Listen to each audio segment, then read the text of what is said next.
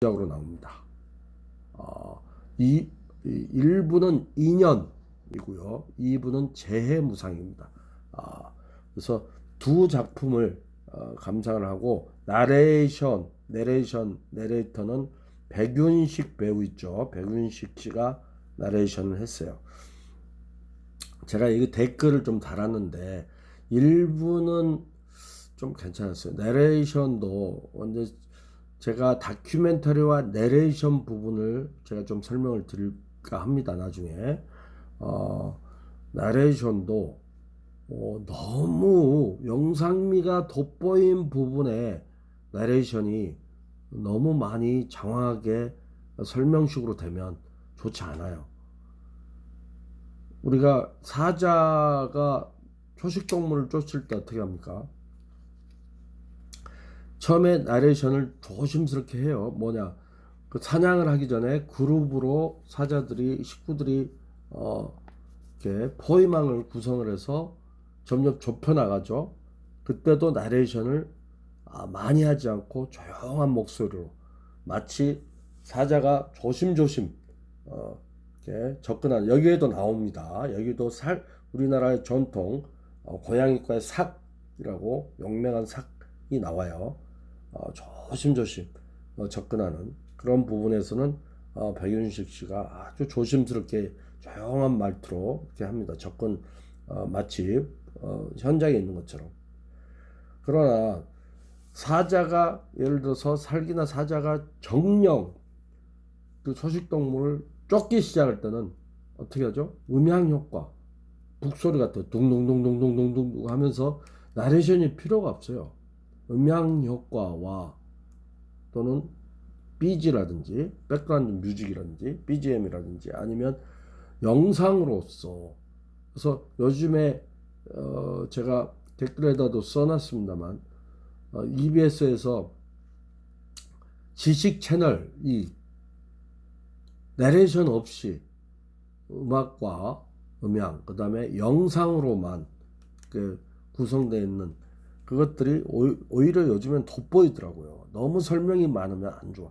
그래서 여기 일부 인연은 그런대로 나레이션이 적절하게 이렇게 좀 포함이 됐습니다. 근데 2부에는 조금 아쉬운 게 내레이션이 너무 많이 쉼 없이 계속 됐다는 게 조금 제가 그 부분은 단점으로 좀 부각이 되더라고요. 그래서 그 댓글에다 좀 올린 적이 있어요, 제가.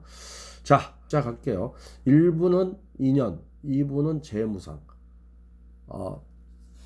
대주제는, 타이틀은 송광입니다. 송광은 순천에 있는 송광사를 얘기하고 있어요. 조계종이죠. 송광사는 우리가 조계종이 있고 천태종 있잖아요. 대승불교, 소승불교 그렇지 않습니까? 대승불교.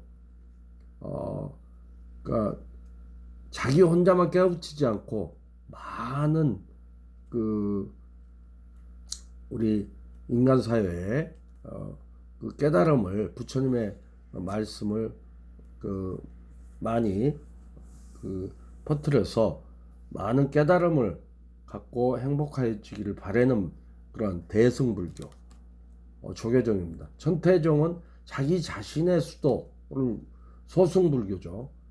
위주로 하는 불교예요. 우리나라 고승이나 명사들은 주로 조계사를 중심으로 한 조계종입니다. 그 중에 뭐 천년고찰, 뭐 해남 대흥사, 그다음에 구례 화엄사, 또는 뭐 불국사, 또는 여기 저 뭐 조계사라든지 지금 나오는 순천 송광사. 이 순천 송광사는 그 중에서도 스님들, 고승들을 많이 배출한 불교 학교라고 볼 수가 있는데요.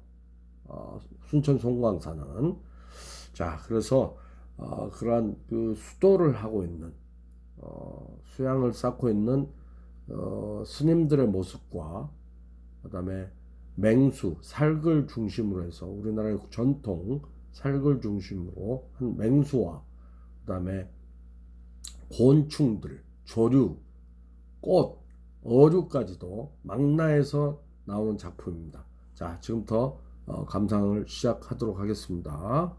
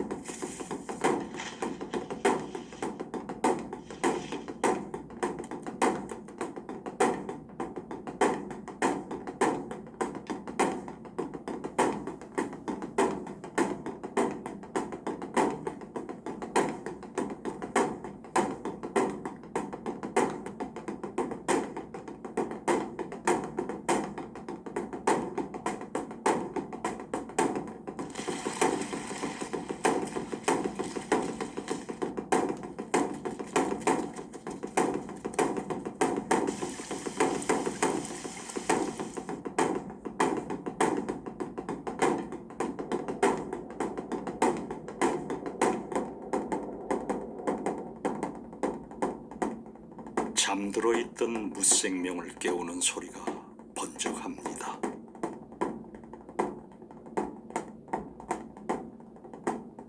모든 생명엔 제각각의 길이 있죠. 여기엔 높낮이도 가깝고 먼 것도 없습니다. 만물은 자연의 섭리 속을 여행하며 어느 순간 기막힌 운명처럼 만나곤 하죠.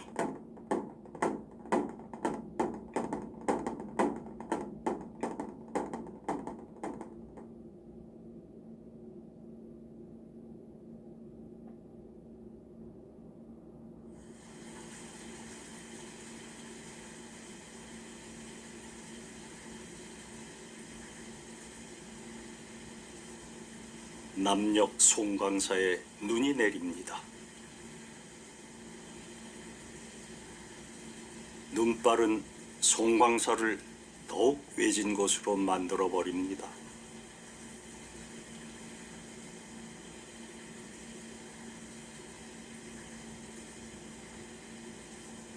그래서 길이 막히기 전에 미리미리 쓸어 두어야만 합니다.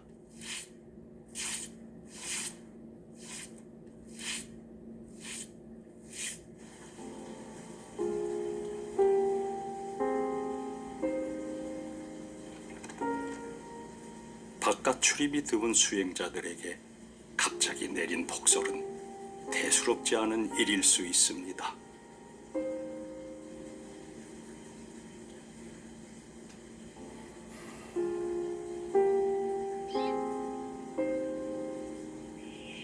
하지만 매 순간 먹잇감을 구해야 하는 야생동물에게 눈은 반가운 손님이 아닙니다.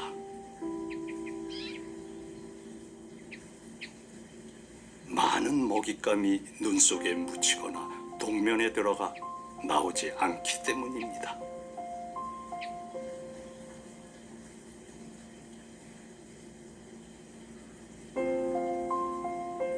물까마귀는 그나마 사정이 낫습니다. 본디 이 녀석은 인적이 드문 계곡에 살며 물고기나 날돌의 유충을 사냥하며 삽니다. 하지만 겨울이 되자 얼음이 얼지 않은 이곳 우하각 아래까지 내려와 살게 된 것입니다.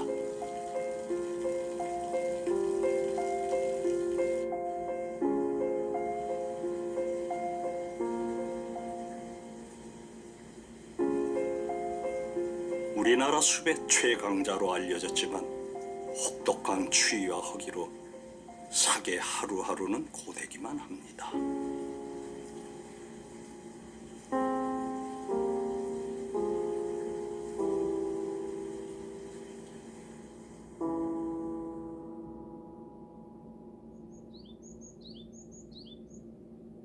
얼지 않은 너른 강은 겨울철 야생동물들에겐 오아시스와 같습니다.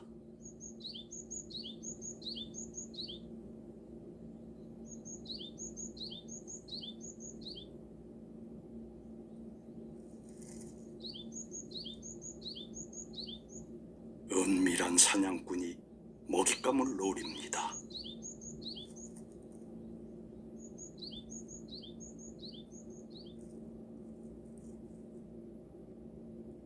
발바닥은 낙엽 밟는 소리도 내지 않을 만큼 예민합니다.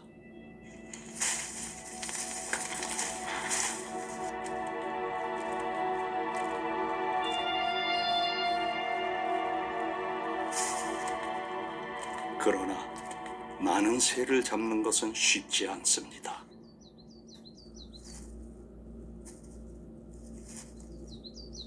삭은 들쥐나 뱀은 물론 한때 민가의 닭들까지 닥치는 대로 잡아가 사람들에게 골칫덩이가 된 적이 있었습니다.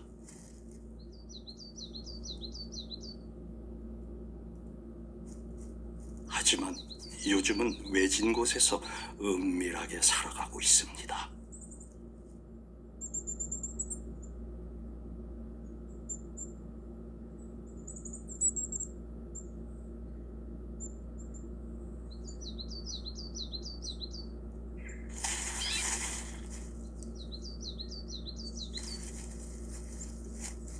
이 정도의 먹잇감이면 당장의 배고픔은 해결할 수 있을 것입니다.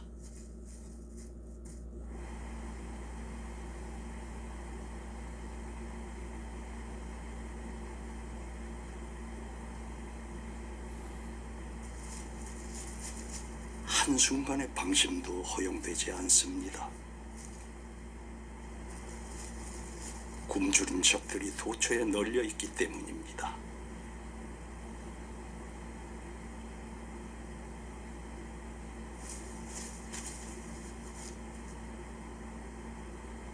한 녀석이 운 좋게 커다란 먹잇감을 잡았습니다.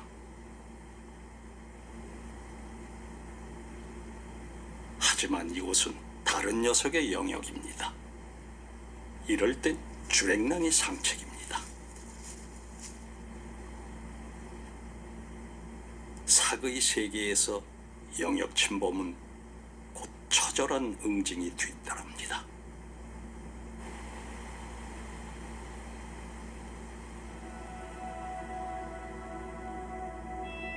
그러나 이 터줏대감은 침입자를 응징하는 대신 다른 먹잇감을 노립니다.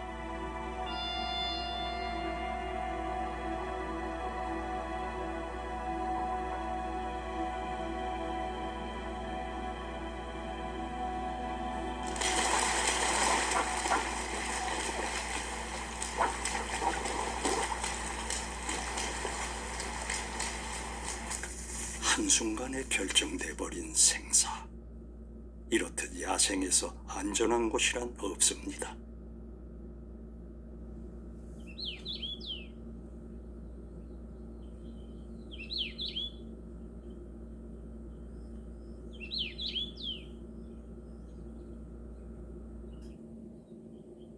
아침이 되자 강의 숲이 활력을 되찾습니다.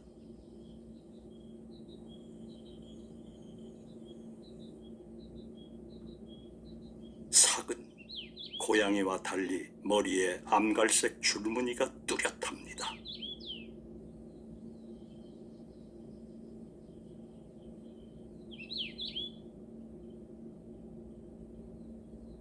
야행성으로 알려졌지만 굶주릴 땐 밤낮이 따로 없습니다.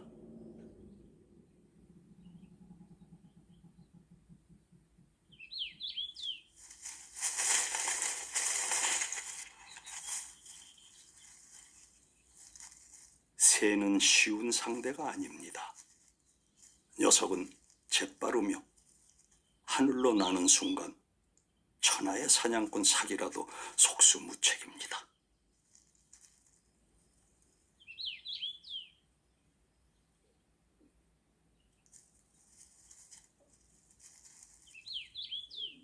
아무리 작은 먹잇감이라도 혼신을 다하는 게 맹수의 본능입니다.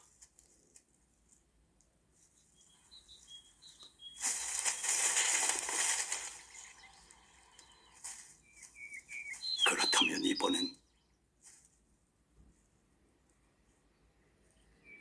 성공할 수 있을까요?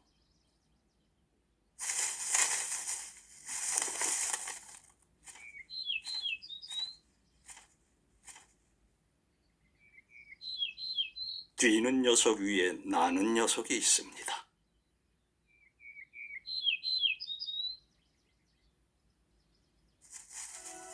하지만 포기를 모르는 녀석도 있습니다.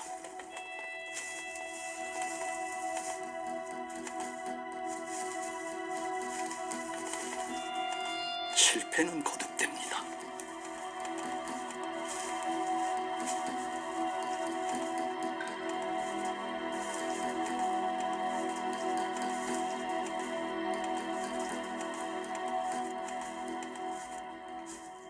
실패를 통해 삭은 은밀함과 민첩함이 사냥의 성패를 좌우한다는 것을 알아갑니다.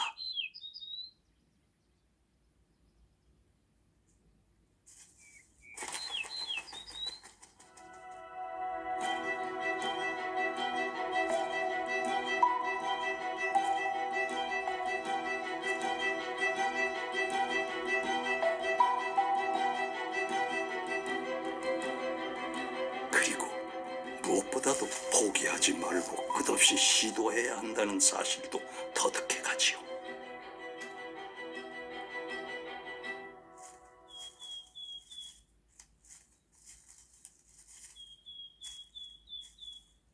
삭은 호랑이, 표범, 스라소니아 같은 맹수들과 달리 끝까지 이 땅에 살아남은 고양이과 동물입니다.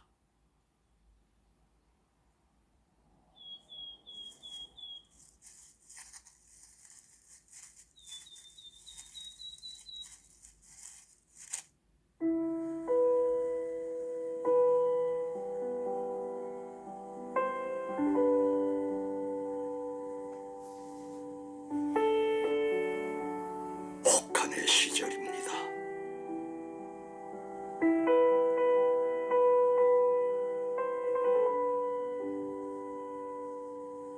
하지만 자연의 시간표에 영원한 것이란 없습니다.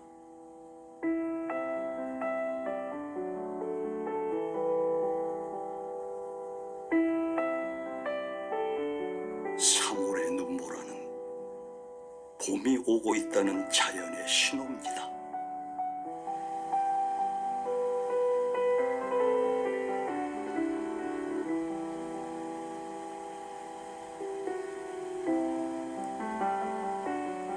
동장군에 숨죽이고 있던 산수유나무가 꽃을 피우기 시작했습니다.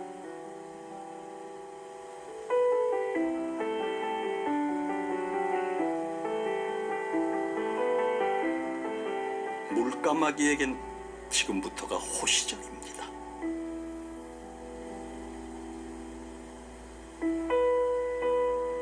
녀석들은 얼마 뒤면 짝짓기에 들어갈 것이고 가장 안전한 곳에 둥지를 틀 것입니다.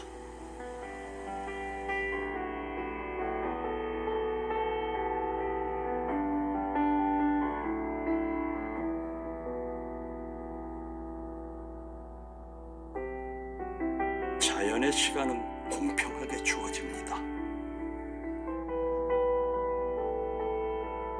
숲의 생명들은 이 순간을 놓치지 않고 다음 세대를 잇기 위해 애를 씁니다.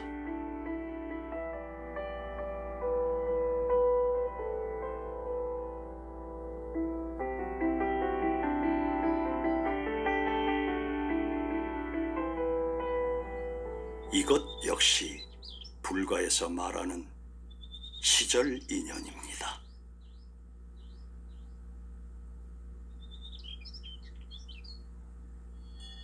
송광산은 우리나라 3대 사찰 중 하나며 대표적인 참선 도량입니다.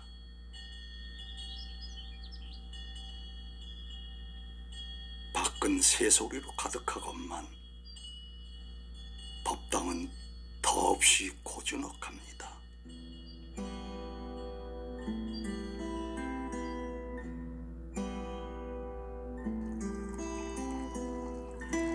차를 마시는 것도 이곳에선 여러 수행의 한 과정 중 하나입니다.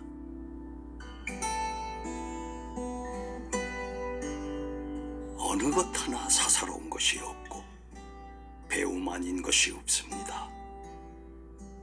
차 한 잔 속에도 삶과 죽음, 성장과 소멸이라는 수많은 자연의 섭리가 들어있기 때문입니다.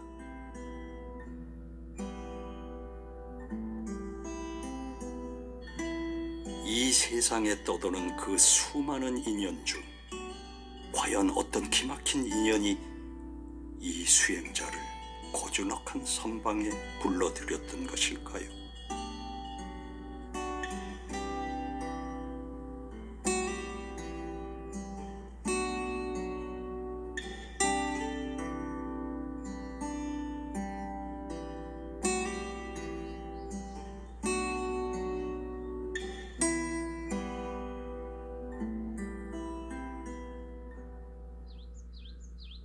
송광사의 숲이 하루가 다르게 제 색과 소리를 되찾고 있습니다.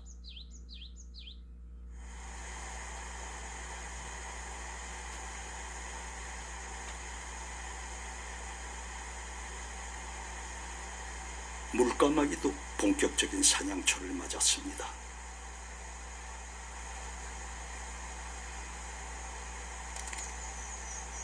물까마귀는 물의 흐름을 전혀 아랑곳하지 않고 물속을 걸을 수 있는 놀라운 능력을 가지고 있습니다.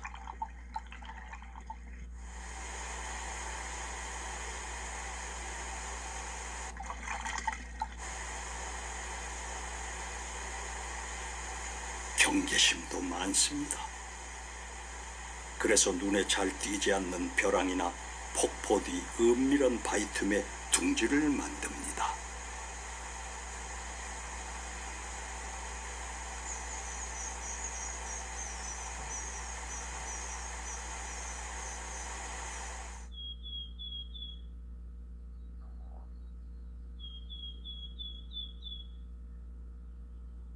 삭은 우리 야생의 먹이 사슬에서 가장 꼭대기를 차지하고 있습니다.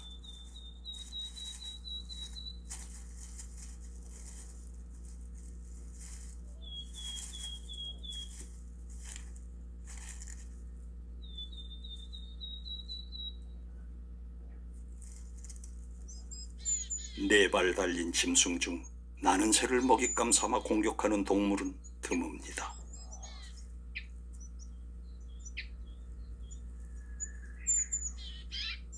귀는 360도로 열려 있고 발바닥은 스펀지만큼이나 부드럽습니다.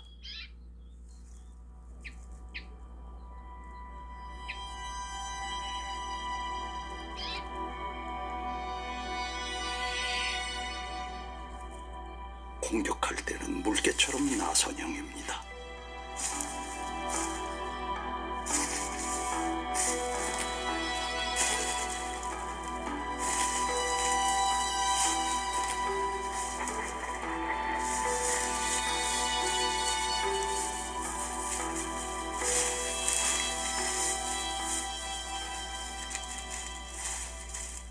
사냥은 말 그대로 정광석화처럼 끝나버립니다.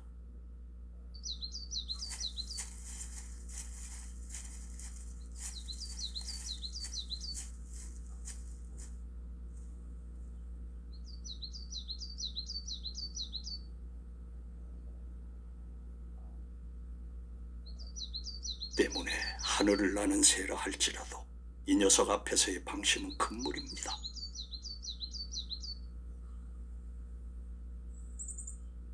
그렇다면 삭은 어떻게 새의 속도와 높이를 극복할 수 있었을까요?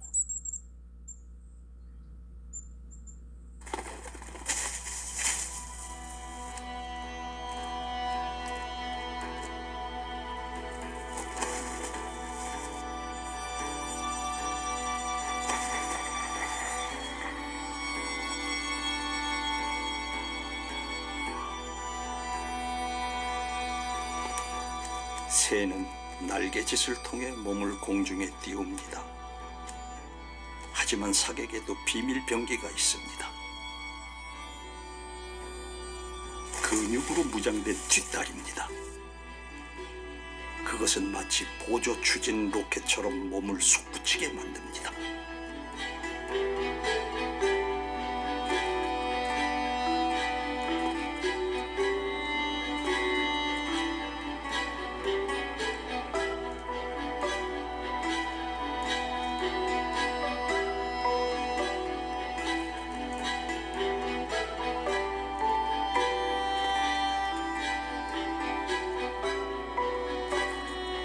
착지 기술 또한 어떤 체조 선수보다 뛰어납니다.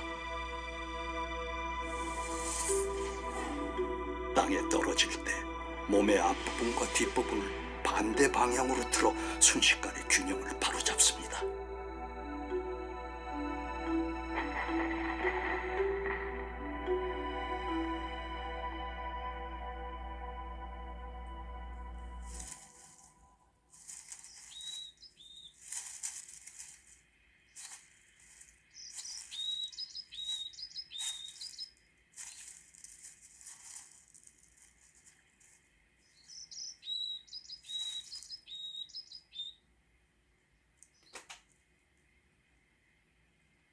이처럼 삭은 은밀하게 적진에 침투할 수 있는 스텔스 기능과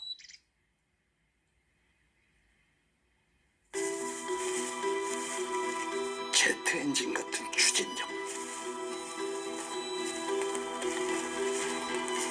그리고 유도 미사일에 버금가는 정확성을 갖췄습니다.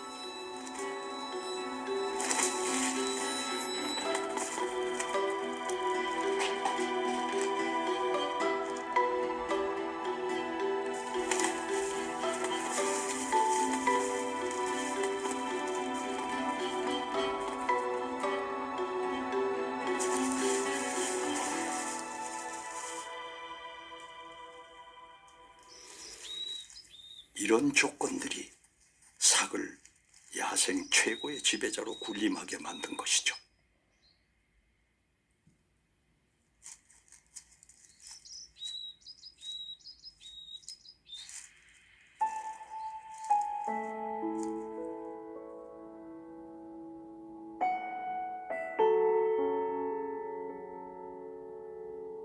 사소한 생명이란 없습니다.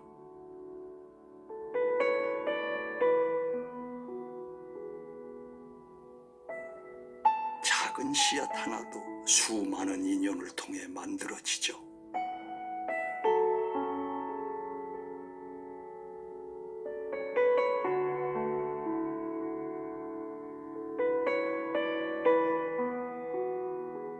자연은 이런 인연을 맺게 하고 성장시키는 거대한 보육원인 셈입니다.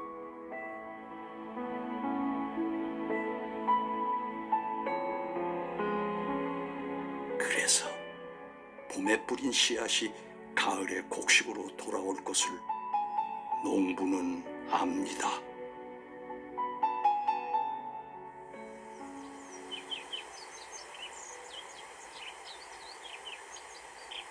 계곡의 물 역시 그저 하류를 향하지는 않습니다. 수많은 생명을 태어나게 하고 또 품고 기른 다음에야 비로소 바다에 이르죠. 한국엔 204종의 민물고기가 있습니다. 그 중에서도 봄이 되면 깊은 계곡의 담과 소를 찾는 특별한 여행자가 있습니다.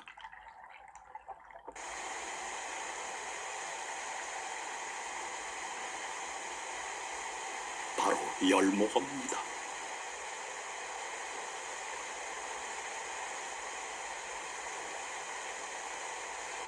담과 소에 도착한 열목어들은 잠시 힘을 비축한 다음 무모하리만큼 과감한 도전을 시도합니다.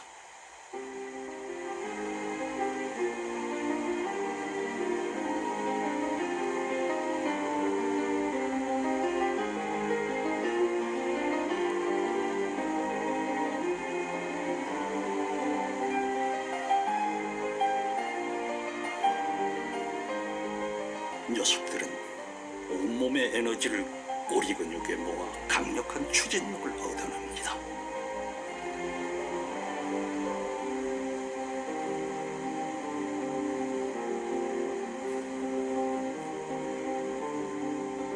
초속 9.8m의 속도로 자유 낙하하는 물줄기와의 싸움은 험난합니다.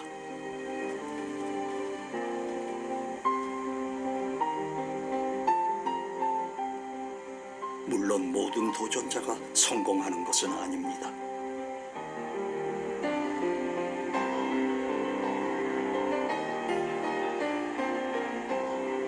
세상 이치가 그렇듯 어디에도 낙오자가 있기 마련입니다.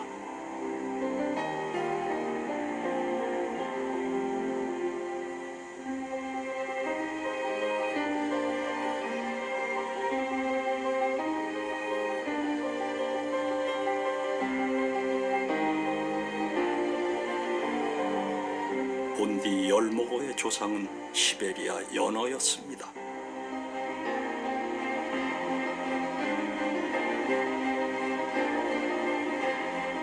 그들은 차가운 아무르강을 무대로 살았습니다. 하지만 2만 년 전 빙하로 바닷길이 막히자 당시 빙하호였던 한반도까지 올라오게 된 것입니다. 그렇다면 이 녀석들은 왜 너른 강을 마다하고 목숨을 걸면서까지 거센 물줄기를 숙명처럼 올라야만 하는 걸까요?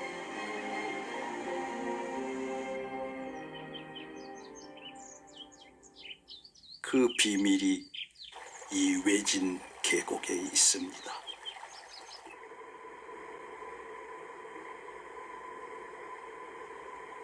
산란 때문입니다.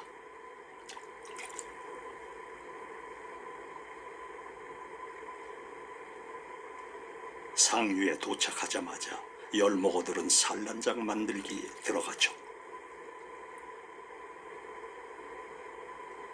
산란장은 물이 차가워야 하고 이끼 없는 깨끗한 자갈밭이나 모래밭이어야 합니다. 물론 암컷 쟁탈전도 치열하게 벌어집니다.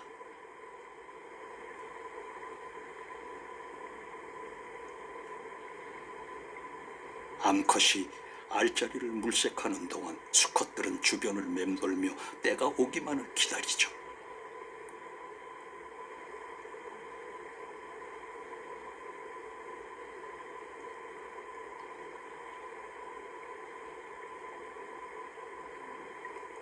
그리고 예외 없이 강한 녀석이 승리하고 목숨을 걸고 상류로 거슬러 올라온 먼 여정의 대가를 보상받습니다.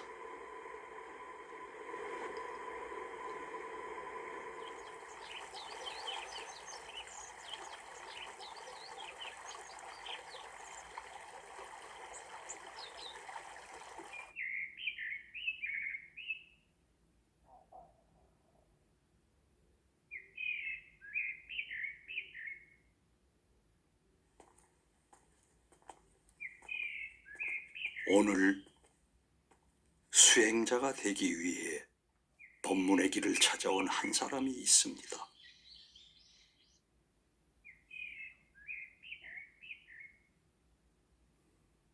이들은 수계식을 거치는데 이는 말 그대로 부처의 가르침에 따른 계율을 받는 의식입니다.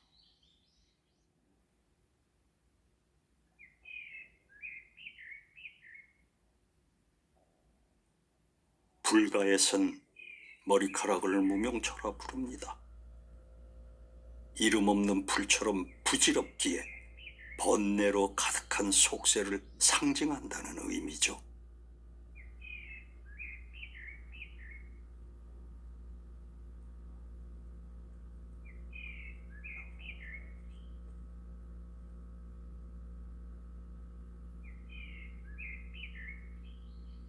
그래서 머리카락을 자르는 것은 이제 속세와의 인연을 그만 내려놓고 법문에 열심히 정진하라는 스승의 당부이기도 합니다.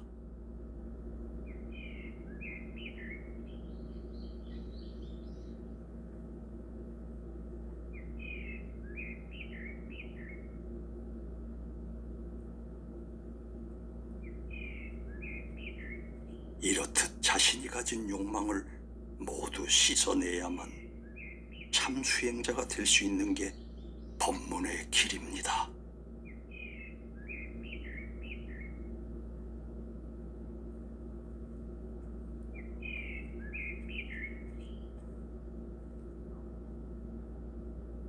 삭발한 머리카락을 들고 숲으로 향합니다.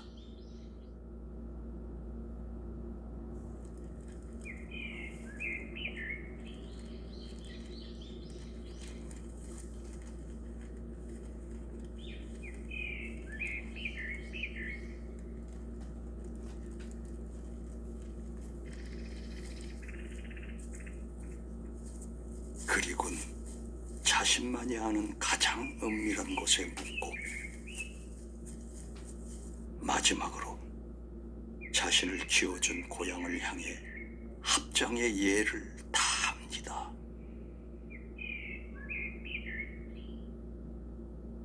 머리카락을 땅에 묻는 것은 지날 때마다 보고 입문할 때 조심을 잃지 말라는 뜻입니다.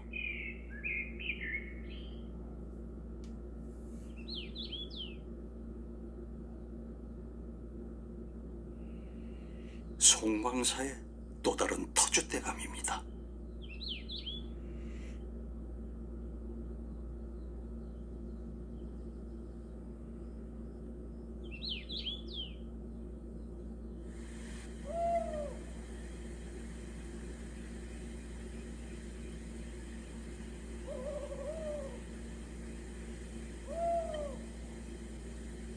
야행성인 올빼미는 밤이 돼서야 본격적인 사냥에 들어갑니다. 하지만 이 녀석은 요즘 사냥보다 더 중요한 일이 생겼습니다.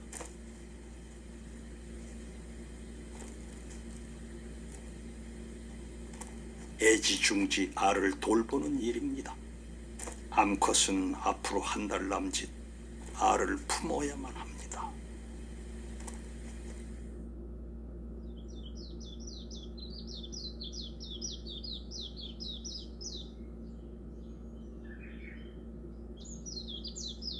모성은 무엇보다 위대하고 힘이 셉니다.